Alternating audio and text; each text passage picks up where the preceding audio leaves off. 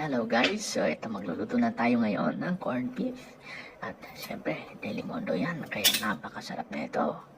Syempre pa, mayroon tayong sibuyas. Hihiwain lang natin yan guys. Ayan, so hihiwain natin ng ganyan kaninipis. At syempre, pagkatapos nating hiwain, ay syempre itatabi natin saglit. At ready na para ating gisahin mga kaibigan. Ayan na nga po, gigisa na natin ito. At siguro mga ilang minuto lang guys, huwag naman masyadong masunog yung ating sibuyas dahil magiging mapait kasi ito kapag ka nasobrahan. So mga ilang segundo lang na halo-haluin natin, tamang-tama lang na maging manamis-namis ang kaniyang lasa.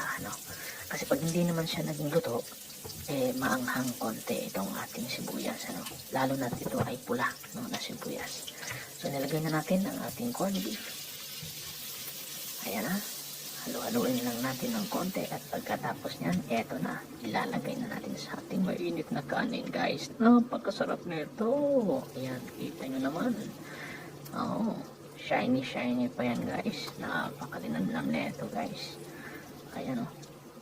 Ayan, so kung nakikita ninyo guys, medyo hindi na maraming tubig yung ating corned beef. Ganyan talaga ang pagluto niyan guys. Kasi pagka hindi mo siya masyadong dinry, medyo lasa mo yung lata, yung kung ano siya doon sa loob ng lata, yun yung lasa niya. Kaya pagka medyo dinry natin siya konti, at dahil may sibuyas naman tayo, abay napakaganda ng balance ng lasa nandiyan guys.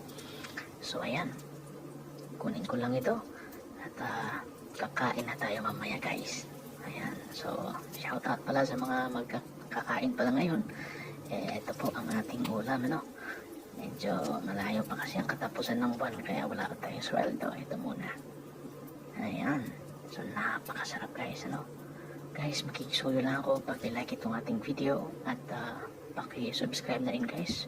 Goal natin magkaroon ng 1,000 subscribers. Ayun, maraming salamat sa inyo.